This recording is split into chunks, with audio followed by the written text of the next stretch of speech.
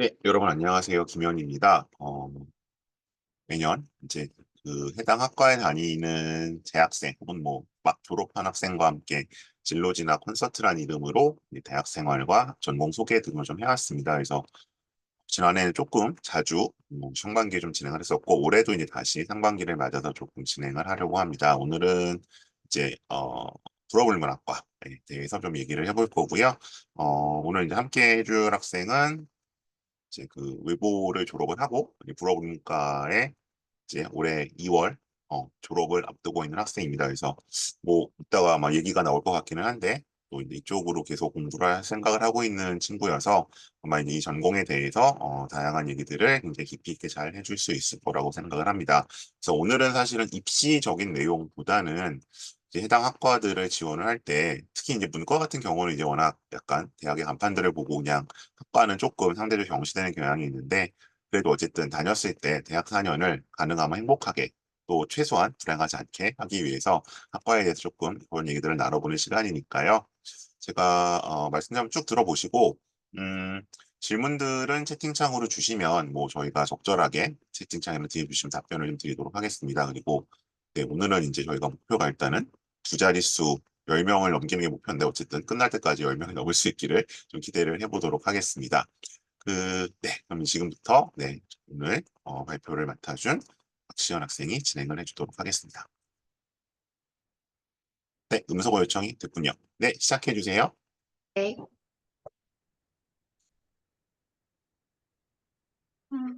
네, 보이시고 잘 들리시나요? 네, 잘 보이고 들리는데, 네, 됐네요. 네, PPT 모드로, 네, 프레젠테이션 모드로. 네, 시작하시면 될 것 같아요. 네, 안녕하세요. 저는 불어불문학과 19학번이고 졸업한 지는 좀 됐고 이번에 졸업하고 불문과 석사과정 진학 예정인 박시연이라고 합니다. 사실 제가 졸업을 한 지 좀 돼서 당장 입시에 구체적으로 도움이 되는 얘기를 많이 드리지는 못할 것 같아요. 제가 모르는 사이에 뭐가 많이 변했더라고요. 그 대신에 학과에 진학을 했을 때, 이제 제가 졸업을 앞두고 있고, 저희 동기들도 다 이제 졸업을 하다 보니까, 어떻게 생활을 하고, 또 어떻게 진로를 찾아 나가는지 그 과정에 대해서 조금 더 설명을 드리게 될 것 같습니다. 여기 불문학에 약간 순수하게 관심을 가진 분들도 계실 것 같고, 아까 선생님 말씀하신 것처럼 일단 좋은 대학에 가고 나서 복수 전공이나 부전공으로 다른 진로를 찾으려고 하시는 분들도 계실 텐데, 저는 그 모든 선택이 다 정당하다고 생각하고, 그것이 폄하되어선 안 된다고 생각을 하기 때문에, 최대한, 비록 제가 체험한 것과 다를지라도, 주변 사람들 경험에 기반해서 아는 것을 말씀드리도록 하겠습니다. 네. 그래서 목차는 선생님이 사전에 공유해 주셨던 것과 거의 같고요. 누가 불문과에 오는지, 불문과에서 무엇을 배우는지, 또 어떻게 오는지, 그리고 교환학생, 인턴십 등등. 마지막으로 불문과 온 사람들이 어떤 진로를 왜 선택하는지에 대해서 간략하게 말씀을 드리도록 하겠습니다. 네, 먼저 누가 오는가인데요.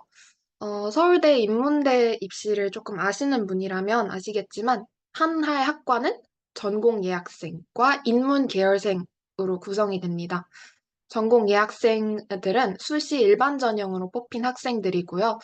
원래는 10명이었는데 작년부터 저희 학과는 9명으로 줄었습니다. 그리고 인문 계열생은 전공을 정하지 않고 들어오는 학생들입니다. 1, 2년 정도 학교를 다니다가 추후에 본인의 적성을 찾아서 인문대 내의 전공을 선택을 하는 친구들이고요. 지역 균형이나 정시 전형으로 들어온 친구들로 알고 있습니다. 어, 사실 불문과에 인문 계열생으로 불문과에 들어오는 친구들은 1년에 한두 명일 정도로 굉장히 소수여서 사실상 전공 예학생이 다수를 이루고 있다고 보셔도 될 것 같습니다.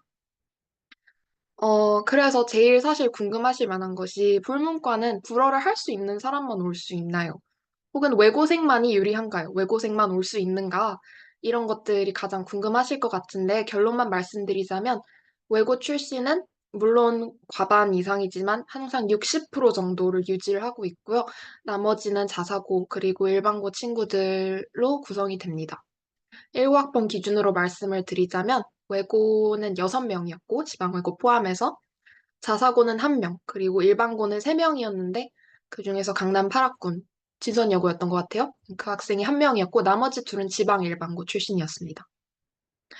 20학번 같은 경우도 딱 외고 6명, 자사고 한두 명, 일반고 두세 명이었어요. 그래서 사실 조금 외고와 비외고 비율을 많이 맞추려고 노력하시는 것 같다고 저는 생각을 하고, 그래서 외고 출신이 다수이긴 하지만 절반 정도는 늘 비외고다. 그리고 추후에 또 말씀을 드리겠지만 프랑스어를 잘하는 것은 문학을 잘하는 것 혹은 어학을 잘하는 것과 굉장히 다르기 때문에 외고 학생이라고 해서 이 학문을 배움에 있어서 압도적으로 유리하다든지 물론 유리한 점이 있습니다만 그런 거는 아니라고 말씀을 드리고 싶습니다. 네, 넘어가면 저의 오늘 발표가 주로 이것에 초점을 맞출 것 같은데요. 불문과에선 대체 무엇을 배우는가입니다. 어, 저희 과에서 매년 신년 할애식이란 걸 합니다. 그래서 그때 교수님들이랑 신입생들이 다 모여요. 그러면 교수님들이 신입생들한테 돌아가면서 인사를 시키세요. 그러면은 애들이 이제 처음 교수님들이 있는 자리니까 원래 약간 면접처럼 본인이 왜 이 학과를 선택한지 얘기를 하죠. 그래서 오늘이 아니지. 몇 주 전에 제가 그 자리에 가서 이사학번 친구들을 만났는데 그 중에 한 친구가 이런 말을 했습니다. 아, 저는 불문과에서 앞으로 프랑스에 대해서 더 많이 배우고 싶습니다. 라는 얘기를 했어요. 저는 그 얘기를 듣고 아, 저 친구 뭔가 조금 잘못 생각하고 있구나 라는 생각을 했어요. 왜냐하면 프랑스를 배운다는 것은 사실 그 자체로 저는 성립하지 않는 말이라고 생각합니다. 어떻게 우리가 나라를 배울 수 있겠습니까? 그 프랑스가 예전처럼 대단한 선진국이라고 생각하지도 않고요. 저는 그것이 학문의 대상이 될 수는 없다고 생각을 합니다. 그래서 몇 가지 이제 클리셰를 말씀을 드리자면 어떤 프랑스에 대해서 갖고 있는 환상적인 이미지, 굉장히 여유롭고 사람들이 자유를 추구하고 굉장히 관용적이고 뭐 이런 오른쪽에 있는 이미지라고 할 수 있겠죠. 혹은 프랑스 정치, 뭐 마크롱이라는 사람으로 대표되는 굉장히 젊고 혁신적이고 민주적이고 그런 인상을 주는 어, 그런 사회 분위기. 그다음에 또 마지막으로 제가 이런 얘기를 불문과 와서 진짜 많이 들었어요. 아, 너 명품 같은 거에 되게 관심 많겠다. 그래서 불문과에 간 거 아니야? 뭐 샤넬이라든지 에르메스라든지 그런 쪽으로 취업하고 싶어서 불문과에 갔구나. 네, 근데 그럴 수는 있죠. 하지만 불문과에서는 이런 걸 배우지 않습니다. 프랑스라는 나라는 학문의 대상이 될 수 없습니다. 어, 그래서 이거를 좀 그러니까 강조를 하고 싶은데요. 불어 불문학과는 절대 프랑스에 대해서 배우는 학과가 아니고요. 프랑스 문학과 어학을 매개로 인문학을 배우는 곳입니다.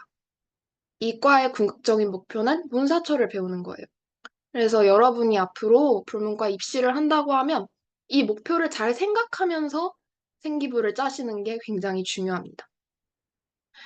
어, 그래서 문학, 어학, 문화 크게 세 가지로 나누어서 전공 수업에 대해서 제가 조금 설명을 드릴 거고, 어, 제가 입시에 도움이 되어 드릴 수 있다면 이 부분일 것 같아요. 그러니까 각각에서 뭘 배우는지 여러분이 알면 거기에 맞춰서 활동이나 독서라든지 그런 걸 준비를 하실 수 있으니까요. 그래서 지금 이거는 잘 들어주셨으면 좋겠습니다. 네, 왼쪽에는 저희 과의 어, 전공 수업 일람입니다. 그래서 한번 10초 정도 보시고, 네, 그 문학 수업은 다음과 같습니다. 거의 절반 이상인데요. 문학을 배운다는 건 다시 말씀드리지만 프랑스어를 배우는 거랑은 또 굉장히 다른 경험이고요. 또 문학을 그냥 애호의 대상으로 좋아하는 거랑 학문의 대상으로 공부하는 건 또 굉장히 다릅니다. 그 다름을 충분히 여러분이 인식을 하셨으면 좋겠고, 문학을 학문으로서 공부할 때 다루는 주제는 대충 이런 것 같습니다. 여러분이 생각하실 수 있는 모든 인문학과 철학과 사회의 주제들, 정의, 우울, 연애, 사회, 권력, 젠더, 이런 것들은 도대체 무엇이고 그 개념이 어떻게 변화해 왔는가? 어떠어떠한 텍스트는 이러한 개념에 대해서 어떤 시대적 견해를 반영하고 또 그것에 어떤 새로운 관점을 제시하는가? 그리고 그 관점은 당대 혹은 오늘날 사회에 어떤 함의를 지니는가? 이런 것들을 공부하는 게 문학입니다. 그리고 이제 여기 보시면 이제 4학년 수업 중에 프랑스 비평이라는 게 있을 거예요. 비평하면 여러분이 생각하시는 것이 무엇일지 모르겠지만, 문학을 이제 메타적으로 평가하는 거거든요. 사실 이게 문학 수업의 정수라고 할 수 있는데, 대체로 이런 질문을 합니다. 대체 문학이 뭔가? 글쓰기라는 건 뭐고, 서사란 무언가? 또 문학과 사회는 어떤 관계를 맺고 있는가? 또 제가 굉장히 좋아하는 질문이긴 한데, 과연 문학은 쓸모없는가? 음, 그래서 여러분이 만약에 생기부를 이제 세특 같은 걸 준비를 하실 때 이런 비평적인 질문에 대해서 조금 고민해 보실 수 있다면 정말 정말 큰 메리트가 될 거라고 제 자신할 수 있습니다. 그래서 추천 도서 및 주제를 몇 가지 적어봤는데, 많이들 불어불문학과에 온다 그러면 실존주의를 읽습니다, 고등학생들은. 이번에 신년아래식에서도 까미 얘기를 한 친구가 있었는데, 그래서 고등학생 수준에서 추천드릴 만한 것은 사르트르의 실존주의 휴머니즘이다. 까미의 패스트. 그다음에 까미의 이방인보다는 저는 전락을 추천드리고 싶습니다. 굉장히 밀도가 있는 책이고 혹시 외고생이 있다면 꼭 읽어보시길 바랍니다. 네. 그다음에 문학이라고 해서 꼭 악, 사랑 이런 감정적인 주제들만을 탐구하는 건 아닙니다. 굉장히 사회과학과 밀접히 닿아 있는 페미니즘, 젠더, 법과 사회, 탈식민주의를 다 공부를 할 수 있는 분야라고 생각을 하고요.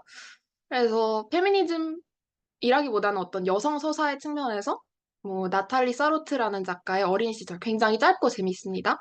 또 이번에 노벨상 작년에 탄 아니 에르노의 부끄러움 이런 것들을 제가 굉장히 추천을 드립니다. 그다음에 또 법과 사회, 이제 로스쿨을 생각하거나 앞으로 생각하게 될 친구들이 있을 거예요. 그런 친구들이 이제 불문과에 와서 내 적성이랑 되게 안 맞는 것 같다. 나는 사회과학을 공부하고 싶은데 문학을 하고 있구나. 이런 친구들이 있는데 그게 되게 아니라고 저는 꼭 말씀을 드리고 싶고요. 문학의 범위는 우리가 생각하는 것보다 훨씬 넓습니다. 우리가 흔히 철학서로 분류하는 것도 불문과에서는 다 연구의 대상이 됩니다. 그래서 법과 사회 같은 경우 저는 장자크 루소의 에밀 조금 길지만 혹은 사회계양 이건 좀 짧습니다. 이런 거를 추천을 드립니다.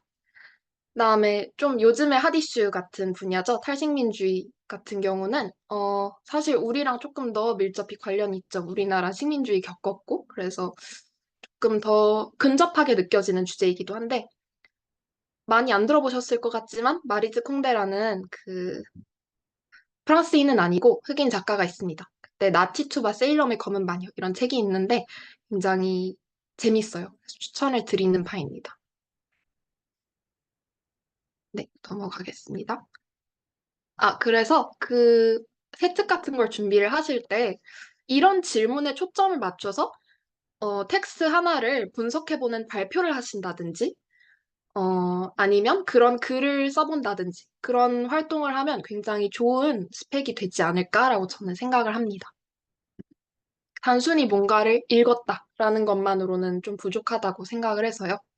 네, 다음으로 어학입니다. 사실 저는 문학 전공이기 때문에, 그리고 어학 수업을 들은 지 상당히 오래됐기 때문에, 어, 아주 유용한 얘기를 드릴 수 있을지 잘 모르겠는데, 어학에서 제기할 수 있는 질문도 굉장히 무궁무진하고요.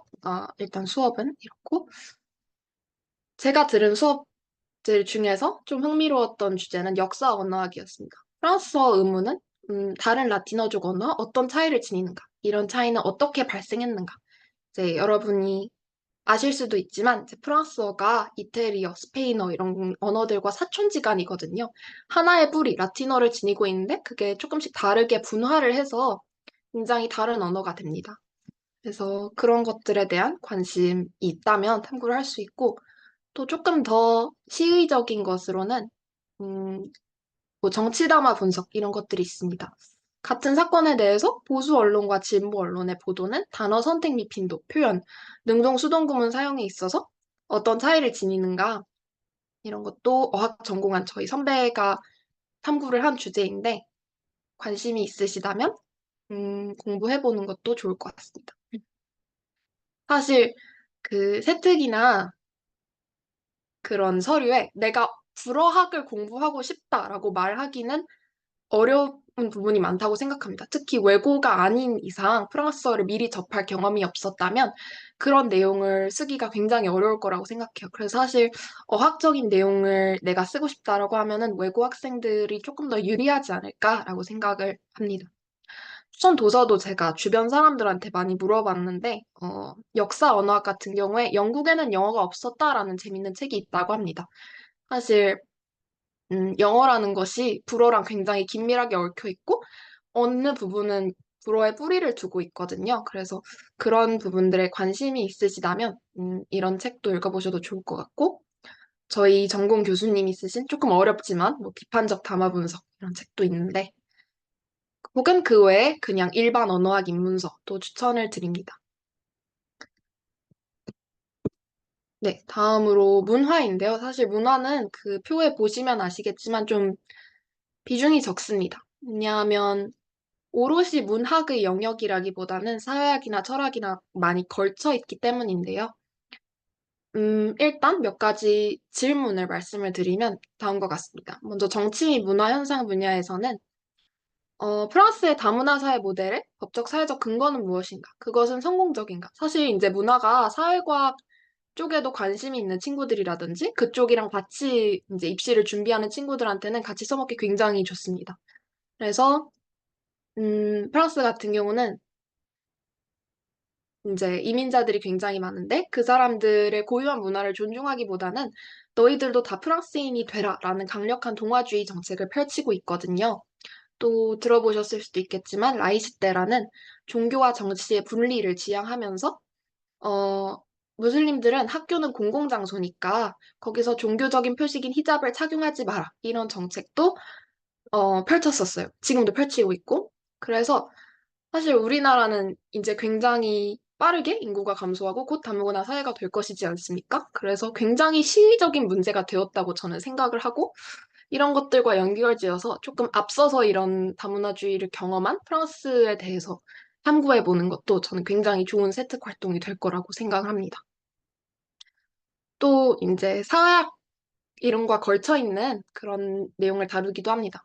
젠더, 환경 이런 것들이 대표적인데요. 젠더와 성적 지향에 따른 정체성 정치가 존재한다면 이를 어떻게 평가할 것인가? 혹은 이제 이 온난화가 진행되면서 인류세 시대라고 하는데 인류세 시대에 인간 중심주의적인 주체의 개념은 여전히 유효한가? 이런 사회학과 철학의 질문들을 같이 탐구를 하기도 합니다. 추천하는 도서는 사실 근데 이것들은 사회학과 철학에 더 가까워요. 물론 프랑스 문화 자체가 사회학, 철학, 문학이 이렇게 무 자르듯 잘리는 것은 아니지만 이런 것들만으로 여러분이 생기부를 채운다면, 그래서 너가 문학을 왜 공부하고 싶은데? 라는 질문과 의아함이 따를 수밖에 없습니다. 그래서 이것만으로 이제 불과 불문학과 입시를 준비하시는 건 조금 위험하지 않을까라고 생각을 합니다. 추천드리는 도서는 다행히 사회학과 문학이 딱 교차점에서 만나는 그런 책이 있고, 제가 굉장히 강력하게 추천드리는 책이 이제 디디에 에리봉이라는 사람의 사회학자의 랭스로 되돌아가다라는 책입니다. 이분은 그 랭스라는 굉장히 가난한 마을 출신인데 혼자 공부를 엄청 잘한 그런 수재여서 파리 최고 대학의 사학자가 된 사람이에요. 근데 그 자기의 경험을 사회학과 문학의 중간에 있는 언어로 되게 아름답게 자서전으로 쓴 그런 책입니다. 그래서 내가 양쪽을 좀 다 보여주고 싶다 하면은 되게 피력할 만한 발표나 세특 주제라고 생각을 하고요. 프랑스의 젠더 이론, 페미니즘, 문화 정치 이론은 사실 굉장히 유명하죠. 그러니까 굳이 사회학이나 철학 한쪽으로 분류되는 것도 아니고 굉장히 문학과 걸쳐 있기도 하고 프랑스라는 사회의 특수성을 이해하시고 싶다면 추천드리는 책들인데 어, 지젤 알리미의 여성의 대의, 엘리자베트 바댕텔의 잘못된 길 이것도 굉장히 재밌습니다. 약간 원로 프랑스 페미니스트가 지금까지 페미니즘 다 잘못됐다 이렇게 비판하시는 책이거든요. 약간 논쟁적인 그런 내용에 관심이 있으시다면 꼭 추천을 드리고요. 또 워낙 걸작이고 좀 길고 어렵긴 하지만 시몬 드 보부아르 제2의 성도 있고 그 밖에는 이제 롤랑 바르트라는 기호학자가 있어요. 우리가 생활 속에서 보는 광고라든지 뭐 스포츠 경기라든지 이런 것들 안에 어떤 의미가 내포되어 있나, 사람들이 무엇을 욕망하고 있는가, 그런 것들을 문학과 언어, 그리고 정치의 접점에서 분석한 신화들 굉장히 좋은 책이고요. 아주 쉽습니다. 그리고 뭐 푸코 입문서 같은 것도 추천을 드리는 바입니다. 네. 마지막으로 그 전공 이수 요건에 대해서 조금 설명을 드리면 다음과 같습니다. 대학에 들어오시면 130학점을 채워야 돼요. 그러니까 학점이라는 게 제 성적과 같은 개념인데 130학점을 채워야 한다면 한 수업은 대체로 3학점이거든요. 그랬을 때 두 가지 선택지가 있습니다. 첫 번째, 단일 전공을 한다. 이거는 불문학 하나만 공부만 되는 거예요. 대학 4년을 다니는 동안. 그러면 불어불문학 전공을 60학점을 이수해야 합니다. 60학점이니까 3으로 나누면 20개의 수업을 들어야 한다는 거죠. 그럼 이 표에 있는 거 거의 다 들으셔야 됩니다. 음. 아니면 대부분의 학생들이 그렇듯이 부전공을 하거나 복수전공을 같이 할 수도 있죠. 그런 경우에는 불어불문학과 전공은 42학점, 3으로 나누면 14개만 들으면 됩니다. 그 다음에 복수전공이나 그 부전공 학과에서 요구하는 학점 수가 있어요. 대체로 한 39, 21 이런데 그거를 같이 이수를 하면 졸업을 하게 됩니다. 그래서 단일 전공을 하면 이제 교양 학점도 있어요. 교양은 우리가 대학에 딱 들어왔을 때 무조건 들어야 되는 영어라든지 글쓰기라든지 그런 수업들은 모두가 다 들어야 되니까 그거 36학점에 주전공 60학점 거기다 플러스 알파 해서 130학점을 채워서 졸업을 하는 거고요. 제2전공을 하면은 교양 36에 주전공 42, 부전공 복수전공 21에 39학점 플러스 알파 해서 졸업을 하시게 됩니다. 이때 조금 주의를 해야 할 점이 또 제가 되게 부당하다고 생각하는 부분이기도 한데 교양 36학점 중에는 제2외국어 수업을 9학점을 들어야 돼요. 그러니까 세 수업을 들어야 되는 거예요. 그런데 이때 서어서문학과라든지 불어불문학과라든지 도고동문학과 그 어문 계열의 경우에는 본인이 전공하는 외국어 수업은 제2외국어 수업 9학점으로 인정이 되지 않습니다. 그래서 저는 불문과이지만 이 제2외국어 수업을 인정받기 위해서 스페인어 수업을 3개 들었어요. 음. 근데 저는 뭐 상관없습니다. 저는 외고를 나왔기 때문에 불어를 어느 정도 할 수 있었고, 음, 그래서 그냥 새 언어 하나 배우는 거네라고 생각을 했는데, 불어를 배우지 않은 친구들이 많이 힘들어했어요. 고등학교에서 불어를 배우지 않은 친구들이. 왜냐하면 불어를 배워야 되는데 대학에 왔으니까 수업을 따라가려면. 근데 내가 들은 불어 수업은 제2외국어로 인정이 안 돼. 그래서 어, 그냥 일반 선택으로 인정이 되는 불어 수업을 따로 쭉 듣고, 그 다음에 또 다른 외국어를 또 하고, 그래서 조금 1, 2학년 때 일반고나 자사고 나온 친구들이 조금 힘들어 했던 기억이 납니다. 그런데 아까 말씀을 드렸다시피 언어는 정말 도구에 불과하고요. 불문과에서 배우는 것이 프랑스어가 아니라 프랑스 문학과 어학이잖아요. 그래서 그 친구들이 처음에는 조금 힘들었지만 그래서 결론적으로 불문학을 더 못하거나 더 싫어하냐? 그렇진 않습니다. 오히려 지금 대학원 오신 분들 중에는 학부 동안 전혀 관련 없는 일을 하시거나 아예 다른 전공이셨다가 석사나 박사과정 오셔서 훨씬 더 잘 하시는 분들이 많고요. 그래서 내가 언어를 못한다고 해서 그것이 곧 내가 적성이 없는 것이다. 그렇게 생각하시지는 않으셨으면 좋겠습니다. 또 학과 차원에서도 조금 불어를 배우지 않은 학생들을 보조하려는 그런 움직임이 있는 걸로 알고 있어요. 그래서 여러분이 대학에 입학했을 때는 조금 뭐가 달라졌을지도 모르겠습니다. 자, 일단 여기까지 조금 끊고 갈게요. 네. 계속 혼자 설명하면 재미없으니까. 그, 그래서 예상되는 질문이라 일단 내가 궁금한 것들을 조금 몇 개, 생각보다 많은데 좀 확인하고 갑시다. 일단 뭐 PPT가 지금 떠 있으니까 요거부터 하고 가면, 그러면 전필은 없어요? 아, 전필 있습니다. 죄송합니다. 네. 지금 표에서 볼드표 친 것들이 전필입니다. 세 과목이고요. 하나, 둘, 세 개밖에 없어요. 네, 음. 프랑스 어학결은 1은 전필이 아닌데 2는 전필이에요? 그렇습니다. 이거 제3자로서는 이해가 잘 안 되는데 오히려 개론 1. 저도, 저도 잘 이해가 안 됩니다. 이게, 어, 어학개론 2 같은 경우는 아마 내용의 차이라고 생각을 합니다. 저는 어학개론 2 같은 내용은 조금 더, 신텍스라든지, 뭐라고 해야 될까? 조금 더 문법적인 내용을 배운다면요. 어학개론 원 같은 경우는 조금 주제가 유동적입니다. 역사 언어학을 할 때도 있었고, 어, 아, 네, 그런 식으로 차이라고 따라서. 생각하시면 될 것 같아요. 네네. 아, 이게 그럼 저기 스텝 바이 스텝은 아닌가 봐요. 원이 뭐 베이직이고 투가 어드밴스드고 그런 개념은 아닌가 보네. 어학은 그런 개념은 아닌 것 같습니다. 그냥 네. 어쨌든 전필은 세 개다. 근데 단일용어는 60을 60은 처음 보네요. 전공 보통 39나 뭐 42까지는 갔는데. 아, 이제 심화 전공을 할 경우에는 60이고, 이제 복부전을 하면은 42입니다. 근데 그런 경우는 거의 없다. 네. 없다. 그리고 제2국어로 인정을 안 해준다. 이거 예전에는 불문과 학생하면 교양 불어서 아예 못 들었어요. 그때에 비하면 뭐 많이 좀 플렉서블해진 것 같긴 한데, 근데 조금 음. 이상한 건 그러면 불문과에 왔는데 아베세대를 가르쳐주는 수업은 없네요, 그죠? 전공 자료에서. 네, 이 표에는 없지만요. 교양 수업 중에 개설이 돼 있습니다. 이제 제2외국어 수업은 교양 쪽에 이제 쭉 개설이 돼 있고, 초급 프랑스어 1, 2, 중급 프랑스어. 네, 그렇게 교양 교양 수업을 따로 듣는 방식으로. 어 근데 그럼 그거 1학년 때 그걸 예를 1, 2학기 들으면서 그럼 여기 1학년에 있는 이 두 과목은 프랑스어를 전혀 몰라도 상관없는 수업이에요. 네, 그렇습니다. 프랑스어를 못해도 전혀 상관이 없는 수업이다. 네, 일단 이거 한 장 앞으로 좀 넘겨줄까요? 네. 뒤로. 네, 문화 있었는데. 음, 그, 제가 상담할 때 이제 다른 부모님들이랑 학생들에게 했던 얘기들을 전공자한테 좀 오늘 좀 검증을 받을게요. 근데 일단 궁금증은, 예를 들어서 여기서 내가 본 책 같은 경우는 뭐 제2의 성이나 푸코나 뭐 이런 책들은 내가 학부 때 본 책들인데, 혹시 본인이 여기 추천을 했는데 이 책들 중에 본인이 고등학교 때 본 책이 있어요? 없을 것 같은데. 사실 없습니다. 이거 좀 힘들지 않아요? 근데 제가 그 책들 중에서 네. 고등학생이면 이거 재밌게 읽을 수 있겠다 정도를 뽑아 놓은 거라서 제2의 성 정도 빼면은 나머지는 전 고등학생도 읽을 수 있지 않을까. 어려웠던 기억 있고 롤랑 바르트 책도 만만치 않을 텐데. 아, 그런가요? 저는 앞부분은 좀 쉽다고 생각을 해서. 예. 요즘 이제 요새 학생들이 더 진화했으니까 난 20세기 학번이라서.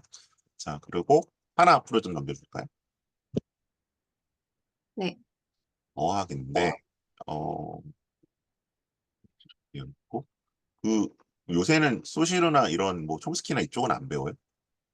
그거 제가 다 어, 물어봤거든요. 어학 네. 전공하는 선배들한테. 소시르는 근데 나올 줄 알았는데 안 나오네. 그 소시르야말로 지금 박사 가신 분이 그 소시르 그 비교 언어학 강의 그거 다 읽어본 전공자 있으면 나와보라고 해라고 말씀하실 정도로 전공자한테도 조금 버거운 책이다라고 들어가지고 일단은 이 정도만 넣어놨습니다. 근데 소시르도 언어학의 베이스가 되는 그런 학자인 만큼 여러분이 언어학에 관심이 있으시다면 다른 입문서를 통해서 소시르의 어떤 비교 언어학, 구조주의에 대해서 공부하셔도 도움이 될 거라고 생각합니다. 고 다시 하나만 앞으로 이제 문학 쪽으로 좀 가보죠. 그냥 여기서 궁금증이 제가 한 두세 개가 있는데 우선 첫 번째는 이제 내가 상담을 학생들하고 이제 뭐 어문 계열을 가겠다라는 학생들 상담해보고 제가 이런 얘기를 해요. 근데 이제 나는 비전공자니까 불문과를 가려고 하는데 그럼 제가 항상 물어보거든요. 좋아하는 그런 프랑스 작가 작품이 뭐야? 그랬을 때 저는 까미의 페스트나 이방인이 나오면 되게 네거티브하게 얘기를 하거든요. 이유는 음, 그 작품 자체에 대한 게 아니라 그건 이제 사실은 대한민국에서 뭐 대학 교육을 받았거나 어느 정도 뭐 어쨌든 교양 수업을 들은 사람들은 다 아는 얘기니까 그러니까 본인이 거기서 뭐 더 나간 어드밴스드가 있어야 된다라고 난 생각을 하는데 본인 생각은 어때요? 네, 저도 조금 동의하는 바인데, 근데 실존주의를 계속 읽고 불문과에 오는 이유는 그거 같아요. 그러니까, 어, 사실 제가 이 말 할까 말까 고민을 많이 했는데, 불어불문학과, 서서문학과, 독어동문학과, 영어영문학과, 이렇게 과가 국가에 따라 나뉘어져 있다는 것에 여러분은 이상하다고 생각하신 적이 없으신가요? 사실 그것도 다 만들어진 개념이거든요. 그러니까 그 국가라는 구획이. 그러니까 사실 다 유럽에 속한 문화권인데 그렇게 큰 차이가 어디 있겠습니까? 그리고 그 사이에 교류도 엄청나게 많이 했고요. 그래서 사실 불어불문학이라는 개념도 프랑스라는 나라가 뭐 혁명기에 생기면서 조금 민족주의적, 그러니까 이 프랑스라는 것이 하나의 국가고 우리가 하나의 민족성을 지니고 있다. 이런 거를 강화하는 차원에서 만들어진 개념이지 정말 프랑스 문학을 관통하는 하나의 어떤 특징이 있나라고 하면 저는 그거는 아니라고 생각해요. 그럼에도 불구하고 우리가 소위 프랑스 문학의 특징을 많이 가지고 있다라고 할 만한 것이 실존주의이기 때문에 사람들이 실존주의를 많이 세특과 생기부에 쓰고 들어온다고 생각을 합니다. 어쨌든 불문학이 가지고 있는 특징들, 철학과 걸쳐 있다. 그 다음에 굉장히 뭐라 그래야 되지? 자아와 개인의 분열을 다루고 있다. 이런 몇 가지 특징들이 사실 실존주의 문학에서 제일 크게 드러나는 게 아닌가 싶어서 저의 추측이지만 그렇게 해서 쓰고 들어오신 게 아닌가라고 생각을 하고, 어, 이걸 살짝 하지만, 바꿔볼까, 그러면 네, 말씀하세요. 그럼 이제 약간 옛날 기억을 좀 더듬어서 본인의 아마 그 자기소개서에 서울대였으니까 아마 책 세 권을 썼을 텐데 그때 썼던 책 세 권을 혹시 본인 기억을 해요? 저는 패스트 썼어요. 테스트. 그리고 저도 선생님한테 엄청 혼났습니다. 이거 다 읽는데 왜 쓰냐. 음, 그럼에도 불구하고 썼었고, 음, 왜냐하면 그냥 저에게 좀 울림이 큰 책이었던 것 같아요. 그리고 고등학생들이 이걸 읽고 많이 그런 개인적 울림을 가지기 때문에 또 실존주의를 쓴 게 아닌가 이런 생각도 들고요. 그래서 본인이 느끼는 것을 잘 풀어내는 것이 뭐 지금 자소서가 없어졌으니까 그게 얼마나 쉬울지 모르겠으나 그게 조금 더 관건이었다고 생각을 하고 그 제가 추천 도서에 뭐 처음에 실존주의 썼지만 밑에는 조금 생소한 것들을 많이 넣어놨잖아요. 그래서 이것도 여러분이 좀 다양한 불문학 책들을 조금 읽어보셨으면 하는 마음에서 넣어놨습니다. 다 조금 요즘의 연구 주제? 요즘 교수님들이 관심 있어 하시는 것들과 맞닿은 것들이기 때문에 문학의 범위 굉장히 넓고요. 철학이나 이런 거랑도 맞닿아 있어서 사실 그 불문학이 아니더라도 프랑스와 맞닿아 있는 유럽 인문학을 읽으신다면 그것도 좋게 봐주실 선생님도 많다고 생각합니다. 조금 위험한 말일 수 있지. 하나만 더. 그 이제 자소서 있을 때는 더 그랬고 지금 자소서가 사라지고 있는데 상당수 지금 그 수험생들 스토리라인이 어떻게 잡히냐면 원래 가고 싶었던 거는 정예나 국제예요. 근데 음, 이제 이쪽을 약간 틀었어. 틀면서 이 뭐라 그러냐. 아, 나는 외교관이나 뭐 국제적인 뭐가 되고 싶은데 프랑스어를 공부해보고 싶어서 불문과에 지원을 합니다라는 식의 이제 스토리라인이 명시적으로 있거나 묵시적으로 보이는 경우들이 꽤 있거든요. 그래서 나는 그거를 보통 되게 부정적으로 얘기를 해요. 이거는 불문과에서 별로 좋아할 것 같지 않다. 본인이 봤을 때 어때요? 본인이 다녀본 입장에서는? 저도 굉장히 동의합니다. 프로를 배울 거면 그냥 시원스쿨에서 배우면 되죠. 불문과에 올 필요가 뭐가 있습니까? 아, 이제 알리앙스가 아니라 시어스쿨이니까. 아, 그래서 음, 그거를 나쁘다고 하는 건 아니고요. 그러니까 처음엔 그렇게 생각할 수 있어요. 저도 약간 그렇게 생각했던 것 같고, 그게 잘못되긴 했지만, 그러니까 처음에 그런 생각을 다지는 건 당연하다고 생각하는데요. 근데 입시를 준비하실 때는 선생님 말씀하신 것처럼 불문과에서는 그런 스토리를 별로 좋아하지 않습니다. 그러니까 어, 내가 문학을 통해서 뭘 하고 싶은가? 그러니까 그냥 언어를 배우는 것 이상으로 그 언어 자체의 구조를 어떻게 탐구하고 싶은가? 그런 것들에 대한 최소한의 연결고리들이 있어야 되고요. 제가 나중에 조금 더 다시 설명하도록 하겠습니다. 그건. 알겠습니다. 앞으로 한 장만 더 넘겨주세요. 누가 오는 것 같죠? 어, 네. 어, 후 쪽으로 가야 될 것 같은데. 네, 여기서 이제 내가 조금 생각했던 거랑 차이가 있어 그거 좀 확인해 볼게요. 그러면 이게 10명, 11명이잖아요. 수시로 불문과 뽑히는 사람이. 그럼 그거 외에 9명. 지금 9명 줄었고 아마 본인 때 10명, 11명 이랬을 텐데. 어쨌든 그럼 그거 말고 직윤이나 정시에서는 불어로 전공집하는 사람이 거의 없어요. 네, 거의 없습니다. 그럼 학년이 그냥 그대로 뭐 10명 정도로 가는 거예요. 쭉. 대체로는 그렇고요. 어디 나중에 전과 가거나 들어오는 전과 사람들도, 오거나 네? 전과 가거나 전과 오는 사람 빼면 그대로 가는 거예요. 그렇죠. 그렇습니다. 아, 그리고 여기 이제 구성을 보니까 생각보다 일반고가 좀 있는데 뭐 이 사람들은 제2 외국어로도 불어를 안 한 사람들도 뽑혀요. 수시에서. 학- 네, 그렇습니다.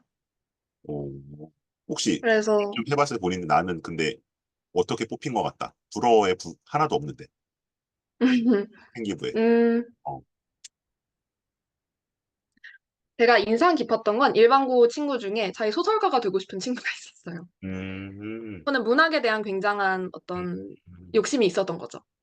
그거를 되게 높이 보신 것 같습니다, 선생님들이. 어, 프랑스 네, 제가 랑 지금 생각나는 사례거든요. 도 그냥 문학적인 거 가지고도 가능하다. 네네. 어, 이제 자사고나 아마 제2고 불어 좀 하는 애들이 있을 텐데 일반고로 불어하는 데가 거의 없어서 어, 15.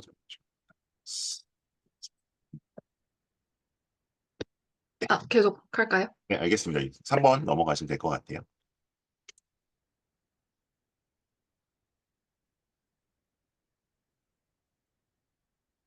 네. 그래서 어떻게 오는가 부분인데, 이 부분에 대해서 제가 정말 죄송하지만, 구체적으로 말씀을 드릴 수 있을지 잘 모르겠습니다. 자소 다 없어지고, 독서도 뭐 못 쓴다고 들었는데 맞나요? 독서 그 목록은 빠지죠. 생기부에 7번 항목 자체. 네, 그쵸, 그쵸. 독서 목록도 빠지고, 이걸 어떻게 보여줄 수 있는가, 뭐 답은 세 특밖에 없을 것 같은데요. 음, 내신과 활동에 대해서 얘기를 하자면, 저는 외고를 나왔으니까, 외고를 중심으로 말씀을 드리자면, 저는 프랑스어는 잘 받았습니다. 그러니까 처음에는 좀 안 좋았어요. 내신이 막 4점대 이랬거든요. 저도 처음 배우는 언어였기 때문에. 근데 저는 좀 불어에 미쳐 있었기 때문에 그거를 마지막에 1등으로 올려서 좀 보여준 것 같습니다. 얘가 관심이 있다는 걸. 그래서 프랑스어 내신은 당연히 불문과에 오시고자 한다면 중요하고요. 이외에도 제가 계속 말씀을 드리는 거지만 언어와 문학이 중요하기 때문에 국어 그리고 또 보여드린 문화 부분에서는 이제 또 정치나 사회 이런 것과 연결이 되지 않습니까? 그래서 사탐도 중요하지 않나라고 생각하는데 이건 다 저의 뇌피셜이고요.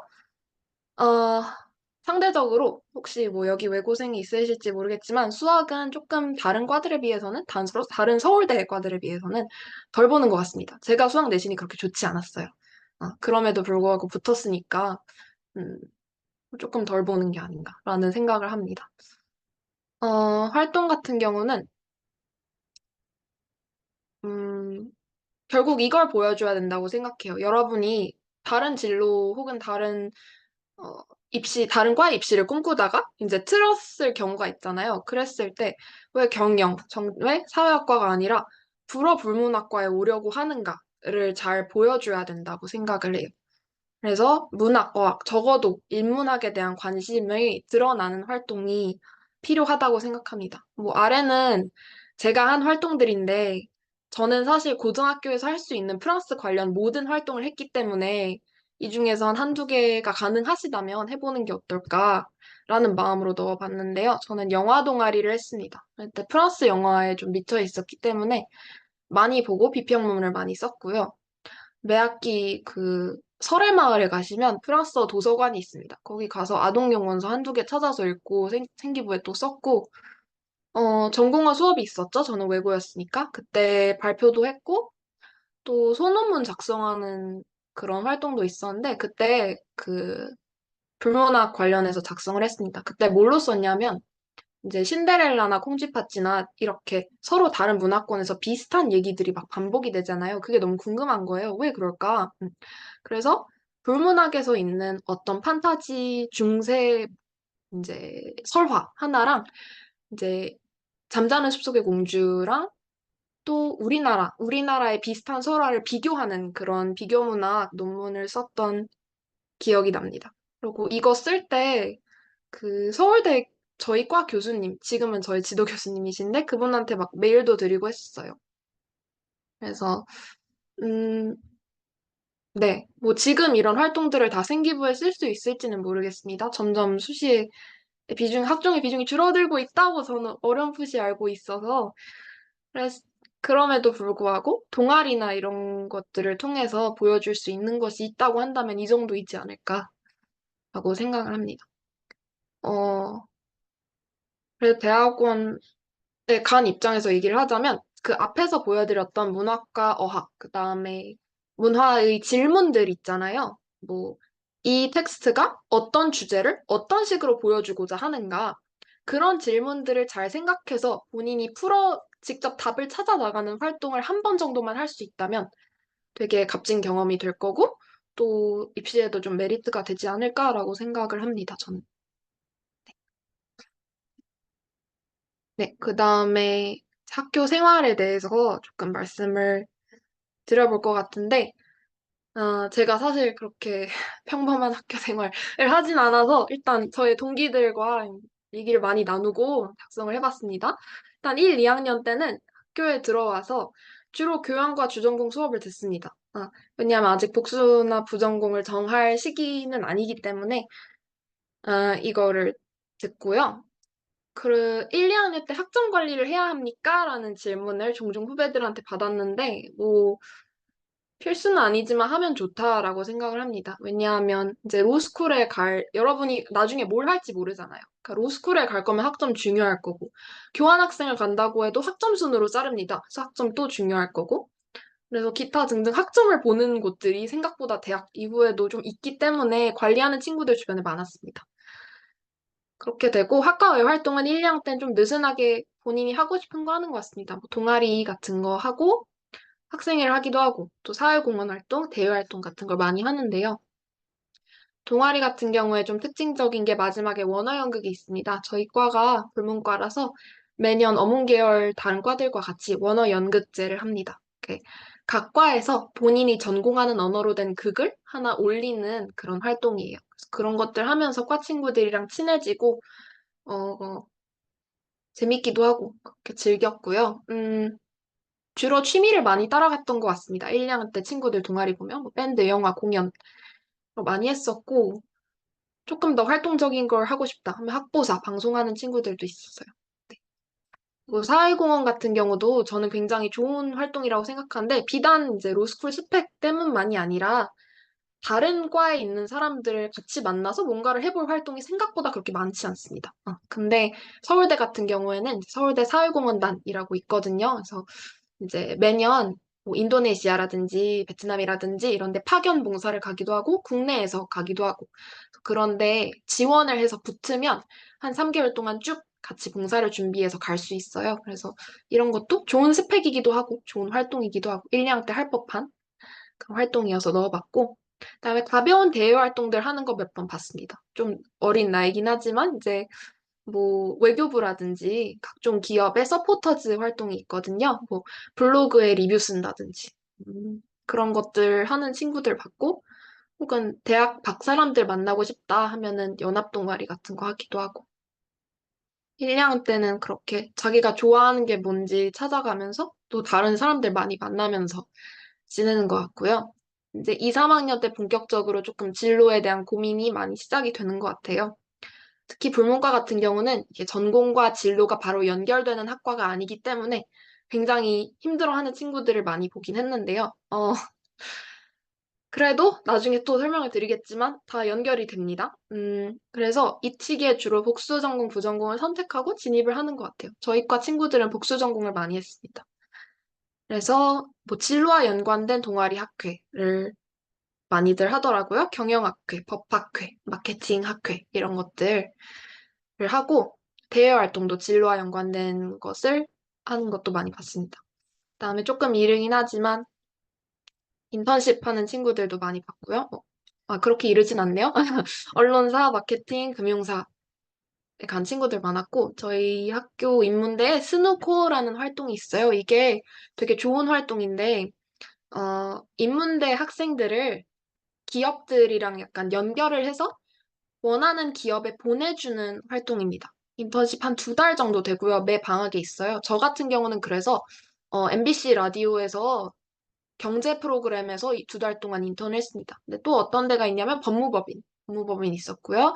또 어, 회사의 마케팅직, 아모레퍼시픽이었던 것 같은데, 그런데 가서 경험 쌓고 오는 게 되게 활용할 만한 그런 활동이었던 것 같습니다. 특히 인문대 학생들이 상대적으로 이제 경제 경영 친구들보다 2, 3학년 때는 스펙이 부족해요. 그래서 경쟁에서 많이 밀린다고 생각하거든요. 그럴 때 학교가 이렇게 나서서 뭔가 딱 인문대 친구들을 연결해 준다는 게 전 되게 고마웠던 것 같습니다. 그래서 여러분도 만약에 들어오신다면 이런 활동들이 있으니까 학교가 인문대 학생들의 진로를 아예 손 놓고 있는 건 아니다. 좀 걱정을 해주고 있다. 이런 정도로 생각해 보시면 좋을 것 같고, 또 2, 3학년 때 교환학생 많이 가죠. 네, 불문과 친구들은 파리로 많이 가고, 저도 다녀왔습니다. 파리 소르본 대학에 다녀왔고, 음, 네. 대체로 놀러 가죠. 저는 약간 제가 대학원 공부를 할 수 있을지, 프랑스 친구들과 경쟁할 수 있을지 조금 시험해보는 자리라고 생각하고 갔는데, 그런 너무 무거운 목표를 가지시지는 말고, 다른 문화와 생활을 체험해보는 그런 기회라고 생각해보면 좋을 것 같습니다. 제 친구들도 거의 진로 준비하기 직전에 쉬었다 오는 느낌으로 많이 가더라고요. 그다음에 3, 4학년에 본격적으로 이제 진로 고민이 시작을 하는데 소제목이 바뀌었죠. 불문과의 진로는 다른 어문계열 혹은 인문대의 진로와 크게 다르지 않습니다. 일단 저희 학번을 보면 로스쿨의 한 절반이 간 것 같아요. 네. 그리고 고지를 준비하는 사람들도 있죠. 외무고시, 행정고시, CPA, 회계사 자격증. 그다음에 사기업, 공기업 취업도 많습니다. 아마 로스쿨 다음으로 많은 것 같은데요. 이때는 프랑스계나 외국계 같이 준비하는 친구들도 많아요. 그래서 이것도 이따 말씀을 드리고, 저는 대학원에 갔고, 대학원에 가기 전에 저는 언론을 잠깐 발을 담갔다 뺐습니다. 그래서 언론사를 준비하는 친구들은 저희 학과에는 이제 없긴 한데, 네, 제가 있었으니까 넣어봤고요. 그래서 기자나 PD 준비하는 사람도 다른 업계를 보면 많습니다. 네. 그래서 이때는 주로 휴학하고 조금 더 본격적인 기업 인턴십과 공채, 그리고 고시를 준비를 합니다. 그래서 2, 3년 있다가 졸업을 하죠. 어딘가에 붙으면. 아까도 말씀드렸듯이 어문계열 특성상 전공과 진로의 연관성이 낮아서 대학에서 여러분이 뭘 하고 싶은지 알아보는 다양한 경험이 굉장히 중요한 것 같습니다. 어, 조금 더 우리 과에 대해서 우리 학과 친구들 위주로 얘기를 하자면 그 CPA 같은 경우는 그 준비를 하다가 때려친 친구 제 주변에 있고요. 행정고시도 지금 도전하는 선배 한 명 있고 외무고시를 붙었습니다. 그 굉장히 어려운 시험인데 저희 1호학번 선배가 붙어서 지금 외교관 연수 받고 있어요. 조금 준비 기간이 길지만 그 선배는 근데 정말 불문과 선택한 게 후회 없다고 말할 정도로 여기서는 외국어가 되게 중요하다고 저는 들었거든요. 잘 알지도 못하지만. 그때, 네, 그런 면에서 불문학이 도움이 됐다. 이렇게 얘기를 하셨고, 네, 그래서 다음으로 넘어가겠습니다. 음, 그래서 결국 진로를 어떻게 잡느냐에 따라서 부전공과 복수전공 뭘 선택하느냐가 좀 다를 것 같아요. 일단 취업 준비하는 친구들은 경제 경영을 복전을 합니다. 그 학점이 중요한 이유가 복전을 이제 신청을 할 때 학점 순으로 자르기 때문이기도 한데요. 경제 경영 같은 경우는 커트가 굉장히 높습니다. 이제 그래서 거의 올 A부를 받아야 진입이 가능한 그런 악명 높은 전공이기도 하고요. 그럼에도 불구하고 취업에서 메리트가 많기 때문에 많이들 복전을 하는 것이겠죠? 그래서 경제 경영으로 간 친구들 보면은 인턴을 외국계 기업 혹은 프랑스 기업에서 한 친구들이 많아요. 물론 인턴이기 때문인지 모르겠지만 불어는 한 번도 쓴 적이 없다고 합니다. 하지만 들어갈 때 조금 메리트가 됐을 수는 있겠죠? 뭐 BNP 파리바스라든지 소시ete 제네랄이라든지 이런 그 프랑스계 금융회사들 혹은 은행들이 있습니다. 그런 데서 불문과를 조금 뽑아준다 이런 얘기를 들었고 해외 영업 쪽으로 가는 친구들도 있고요. 그 다음에 로스쿨 가장 많은 진로인데 로스쿨 가는 친구들은 대체로 정치외교나 사회학 복전하는 것 같습니다. 아무래도 법을 공부하기 위해서는 문학 말고 조금 더 단단한 사회과학 베이스가 필요하기 때문에 이렇게 선택을 하는 것 같고요. 근데 정회를 선택했을 때 특히 이제 외무고시 도전하는 사람들도 있고, 로스쿨이랑 같이. 그건 국제법, 그리고 프랑스법이 저는 잘 모르지만 요즘 같이 공부하는 게 조금 각광을 받고 있다, 이런 얘기를 하더라고요. 아무래도 국제 간의 교류가 좀 많아지니까 양쪽의 법을 다 잘 알고 한국과 프랑스 잘 다루는 인재들이 조금 필요해지고 있다? 그런 얘기를 저는 언뜻 들은 것 같습니다. 그래서 그런 면에서 불문학 그리고 프랑스어 공부가 조금 시너지를 낼 수 있는 부분이라고 생각하고 저희 과는 아닌데 다른 어문 계열 분들 중에 코트라 상공회의소 이런 공기업 준비하시는 분들 봤어요. 이렇게 무역 관련된 공기업이거든요. 여기서도 언어 시험을 봅니다. 그때도 프랑스어를 잘 하는 것이 메리트로 작용할 수 있고, 어, 사실 이것만 보면은 그러면 내가 로스쿨에 가기 위해서는 불문학은 아무런 도움도 안 되는구나라고 생각을 하실 수 있는데, 제가 로스쿨 지원한 친구들 자소서를 봤거든요. 근데 되게 안타까웠던 게 같이 쓸 수 있는 거를 안 쓰더라고요. 그러니까 특히 불문학에서 많이 다루는 인권이라든지, 어, 법철학이라든지, 자연법이라든지, 이런 계몽주의의 개념들을 다 빼놓고 나는 프랑스어만 잘한다. 이렇게 자소서를 썼더라고요. 그래서 그런 걸 다 같이 넣어줬는데, 어, 어쨌든 법에 대해서 탐구를 해볼 때 이제 불문학에서 다루는 그런 철학적인 요소들이 저는 되게 도움이 된다고 생각을 하고요. 음, 네, 그렇습니다. 그다음에 언론은 저희 과는 그렇게 많지 않지만 가고자 한다면 사회학이나 언정을 많이 복전을 하시더라고요. 그러니까 네, 사회학과에서 많이들 언론으로 가는데 이제 그거를 같이 준비를 해서 조금 우리 사회에 대한 지식을 확 넓힌 다음에 준비를 하는 걸 많이 봤고, 언정도 같은 이유입니다. 특히 PD 같은 거 되려고 하려면 뭔가 실무 경험이 많이 필요하거든요. 직접 카메라 잡고 뭐 찍어보는 거. 네, 그런 부분들에 있어서 언론정보 수업들이 조금 보충을 해주기 때문에, 아, 많이들 복전을 하는 걸로 알고 있고요. 저희 과는 아니지만 다른 어문계열 선배가, 어, EBS PD로 합격한다든지 그런 걸 많이 봤습니다. 그러니까 아무래도 문학이 이제 스토리잖아요. 그러니까 스토리를 다루고 있는 거고, 내가 스토리를 창조해내는 역량도 결국 PD 이런 부분이기 때문에 그렇게 많이 연계가 되는 게 아닌가라고 생각을 합니다.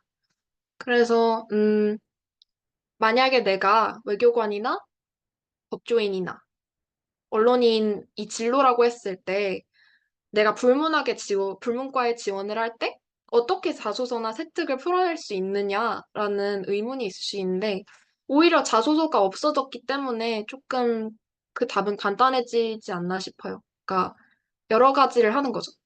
음, 어떤 법이나 외교에 관련된 활동을 하되 불문학과 관련된 활동을 다른 과목에서 병행해서 한다든지 아니면 고등학생 수준에선 조금 어려울 수 있지만 어떤 걸쳐 있는 것들이 굉장히 많아요. 찾아보면 방금 말한 루소의 자연법 개념이라든지 그건 뭐 부르디외라고 들어보셨을지 모르겠지만 이제 사회학자이자 교육학자거든요.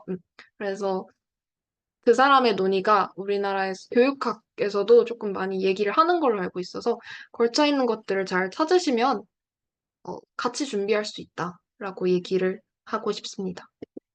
네, 여기까지고 질문이 있으시면 해주시면 감사하겠습니다.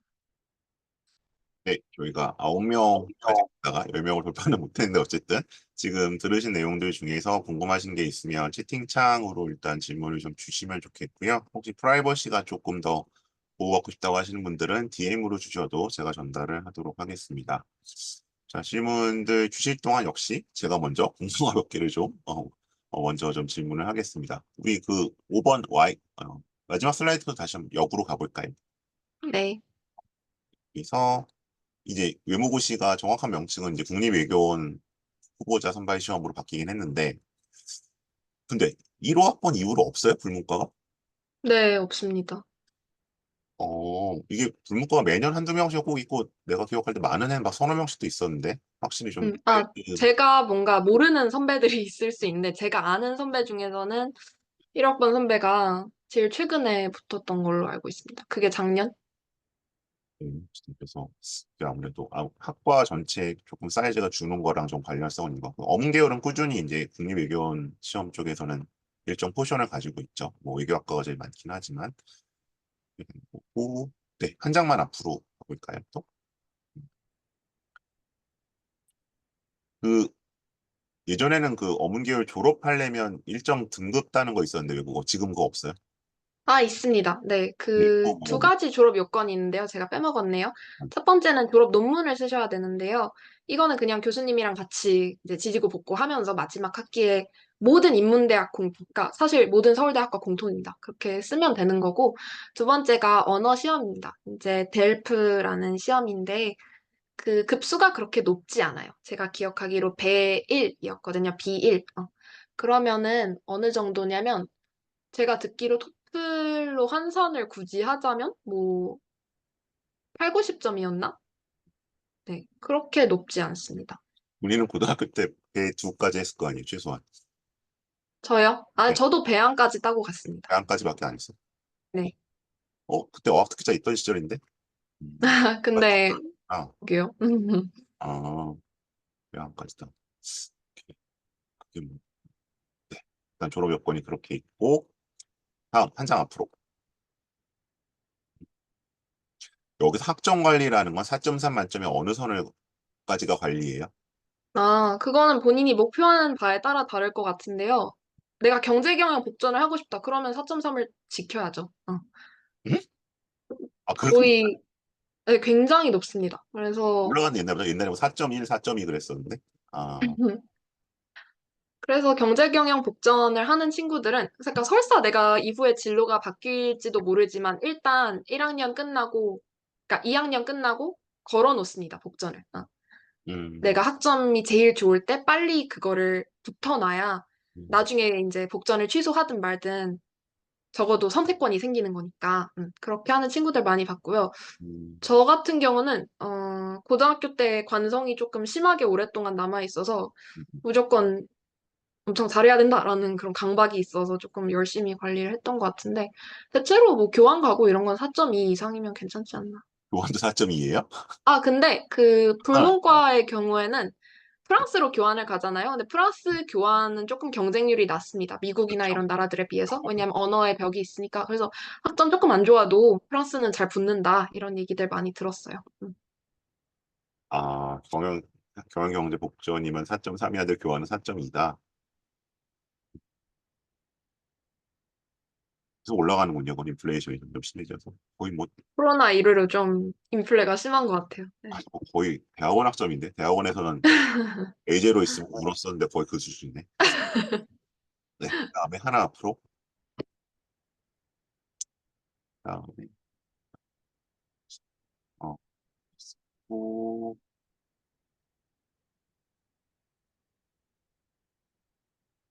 그럼 만약에 이제 뭐 한 5, 6년 후배가 되겠네요. 지금 본인의 이제 고등학교 불어 전공하는 프랑스어 전공 후배가 선배 불문과 갈만해요라고 하면 본인은 어떻게 답을 주겠어요?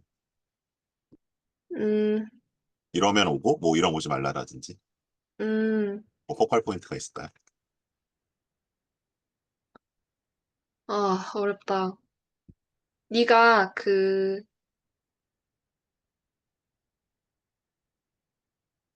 인문학을 좋아하면 와라. 이렇게 얘기할 것 같아요. 음. 그러니까 고등학교 때 이거를 인문학 개념이 있을까?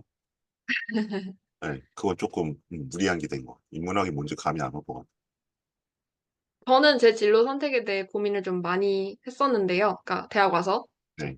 근데 그럼에도 불구하고 내가 그때의 나를 만나서 그럼 나 가지 마 이래도 나는 갔었을 것 같다 이런 생각을 해요. 왜냐하면 그때는 프랑스와 프랑스 문학이 너무 좋았기 때문에.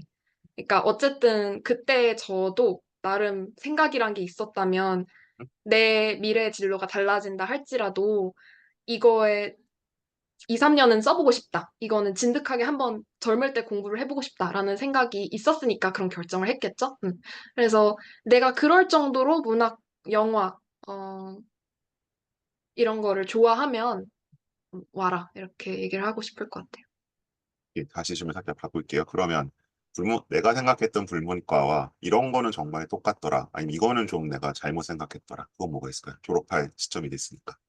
음, 고등학교 어, 생각했거나 네? 고등학교 생각했던 뭐 내가 그렸던 불문과와 진짜 그렇네 했던 게 있을 거고 이거는 많이 다르다. 음, 그,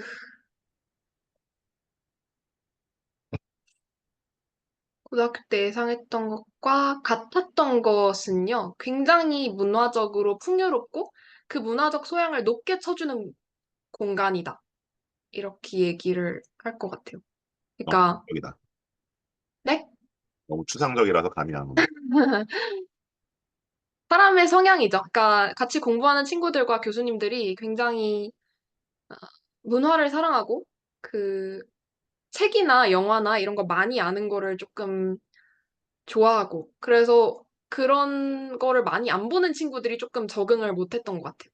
음, 음, 그런 건 되게 똑같았고 그렇게 큰 공통점이라고 할 수 있을지 모르겠는데 차이점은 그 아까 말씀드렸던 공부를 한 대상입니다. 사실 제가 딱 그랬어요. 제가 프랑스가 너무 좋아서 불문과에 갔어요. 지금 생각해보면 대체 프랑스를 좋아한다는 게 무슨 의미인지 모르겠는데 그 그냥 되게 자유로워 보이는 그 문화가 되게 매력적으로 느껴졌고 저는 또 프랑스 영화를 좋아했으니까 어, 그런 데서 풍기는 어떤 자유의 냄새가 있거든요. 근데 고등학교 때 또 얼마나 경쟁과 그런 거에 시달렸겠어요. 그래서 그런 것들로부터 도피처였고 저는 프랑스가 구원이라고 되게 자신 있게 말할 정도로 그 정도로 프랑스의 것들을 되게 신봉했었고 그런데 아까 말씀드렸듯이 불문과는 프랑스를 배우는 곳이 아니라는 거. 그래서 굉장히 프랑스에 대해 비판적인 시각을 가진 교수님들이 많고, 우리가 거기서 취해야 할 것은 오히려 그 본인의 사회에 비판적인 관점을 피력했던 과거의 프랑스 철학자들의 이야기. 이런 거구나. 그러니까 문학을 공부한다는 거는 그 나라를 공부하는 게 아니라 인간의 보편적인 소외라든지 불안이라든지 그런 감정들을 공부를 하는 거구나. 그런 게 조금 달랐던 것 같습니다. 잘 정리는 안 되는데. 그러니까 공부하는 대상이 달랐다. 그 내가 학생들이랑 부모님들 하는 얘기가 대학에 있는 불어불문과는 어학보다 문학 위주로 돌아간다라고 하는 얘기를 해요. 맞아요, 그 얘기는? 네, 그건 맞는 것 같아요. 음. 그럼 사실 어떤 특정한 어학을 전공하는 것의 메리트가 점점 없어지고 있다고 생각을 합니다. 대체로 지금 불어학 혹은 노어학, 그러니까 러시아 어학 그런 거 석사까지 한 선배들을 보면요. 박사는 대체로 그냥 언어학으로 준비해요. 음, 그러니까 우리가 한국인 입장에서 불어학 혹은 러시아 어학을 공부하는 것의 의미가 조금 없어지고 있다는 거죠. 옛날에는 이제 새로운 지식을 빨리 들여와야 되니까 이제 프랑스 어학 이런 거를 공부해서 사전도 만들고 이래야 했지만 지금은 굳이 그러면 이제 근데 시장이나 기성세는 어떻게 생각하냐 하면 예를 들어 불문과 나왔으면 아 그래 그럼 불어 하나는 잘하겠네 라고 생각을 해요. 그건 맞아요. 아니면 음, 케바케예요. 음. 그 수준은 조금 케바케인 것 같습니다. 그러니까 내가 얼마나 이과에 애정을 가졌냐의 문제인 것 같은데 그래도 일정 수준 이상은 다 합니다. 제가 보기에. 그러니까 예를 들어서 내가 회사에 취업을 해서 비즈니스 불어를 한다. 그 정도는 다 할 것 같아요, 저는. 음, 아무리 과에 애착을 안 가졌던 친구라도. 음, 그리고 제가 하나 말씀을 안 드린 게 있는데 음. 특히 문학 수업 같은 경우에는 굉장히 저희 과의 경우에는 원전 텍스트의 독해로 진행되는 경우가 많습니다. 특히 이제 네, 여기서 음, 그렇나? 네, 그 1학년에 보이시는 프랑스 문학과 예술의 흐름, 그리고 2학년 정도에 있는 프랑스 문학 강독을 지나가면 실제 프랑스어 텍스트를 가지고 수업을 해요. 그렇기 때문에 2학년부터 조금씩 불어가 안 되면은 수업을 따라가기가 힘들어집니다. 그러니까 외고생이 유리하다고 말할 수 있는 부분은 이 부분이에요. 그렇지만 그럼에도 불구하고 1학년 때 불어 열심히 들었던 일반고 출신 친구들, 고등학교 불어 안 했던 친구들 중에서 뭔가 프랑스 철학이라든지 이런 거에 충분히 관심이 있다. 그러면은 외고생들보다도 더 잘 쫓아오고 했던 것 같아요.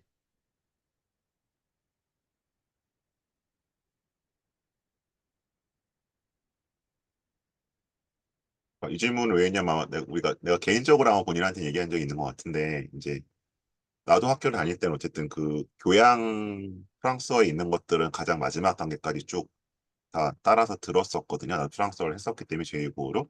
근데 나는 사실 독해밖에 못해요. 그렇게 뭐 내가 계속 열심히 안 한 탓도 있겠지만 근데 뭐 그런 것보다는 이제 불문과를 전공을 한 친구들은 그래도 그것보단 낫다라고 봐도 되는 거죠. 네, 여기 보시면은 제가 하이라이트 안 친 것들 중에 뭐가 있냐면요. 회화 수업이 있어요. 고급 프랑스어 회화, 시청각 프랑스어 연습. 이것들은 원어민 선생님이랑 한 학기 동안 계속 불어로 강제로 말하게 시키시기 때문에 늘 수밖에 없습니다. 네, 일단 뭐 나옴직한 질문들 내지는 이제 약간 외부나 제3자 입장에서 물어볼 수 있는 것들은 좀 질문들을 해봤는데요. 혹시 뭐 질문이 들어온 게 없네요. 우리가 설명을 너무 잘했나? 아니면 내가 질문을 너무 많이 했나? 네. 그래서 혹시 뭐 우리가 오늘 불어불문과나 여기 어쨌든 일단 서울대 불어불문과에 대해서 얘기를 하긴 했는데 혹시 뭐 다른 학교 불문과나 아니면 서울대 인문대 전반에 혹시 궁금한 게 있으면 힘차게 좀 질문을 해주시고요. 뭐 입시적인 부분이 나오면 이제 그건 제가 답을 드리는 게 좋을 것 같고 학과 커리큘럼이나 분위기나 이런 거는 뭐 지금 또 어쨌든 아카데미 커뮤니티에 있는 사람이 얘기를 해주는 거니까 그래도 정확할 것 같습니다. 혹시 뭐 못다한 이야기나 보충할 거 있을까요? 다 나왔나요?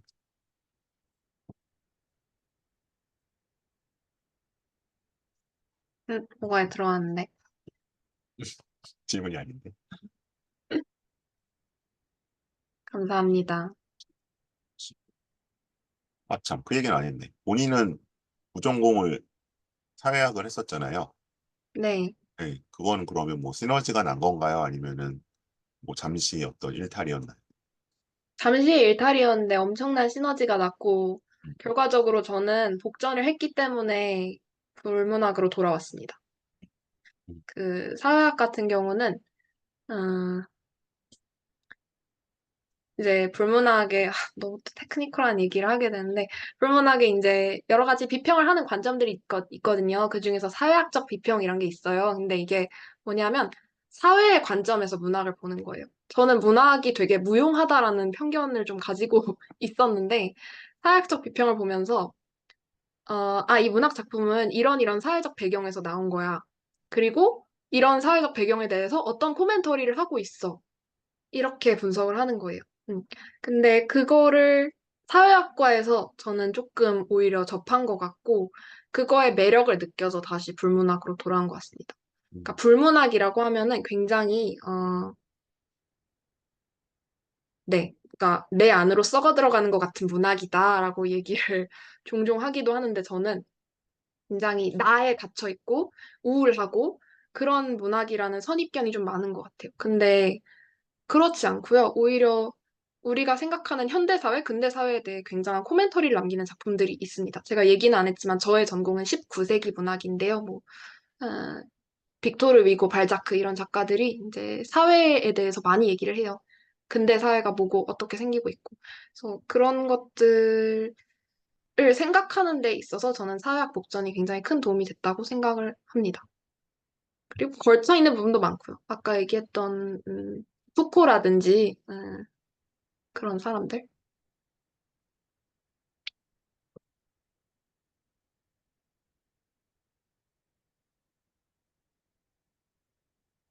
얘기가 너무 재미있었는지 아니면 너무 좀 어려운 죄송합니다. 질문들을 안 주시는데 너무 어쨌든 재미가 없었을 것 같아. 개인적으로 제가 제일 재밌었던 설명회가 아닌가 싶기는 한데 아,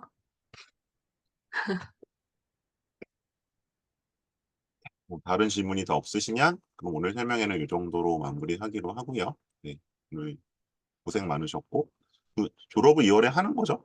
한 거야? 네, 맞습니다. 아니 아까 했다고 해서 내가 잘못 알았나? 그래서 친한 척을 했는데 안 친한가 했죠. 그러면 오늘 설명회는 이 정도로 마무리하겠습니다. 네, 시연 수고했어요. 네. 네, 감사합니다. 여러분 화이팅 하세요. 네.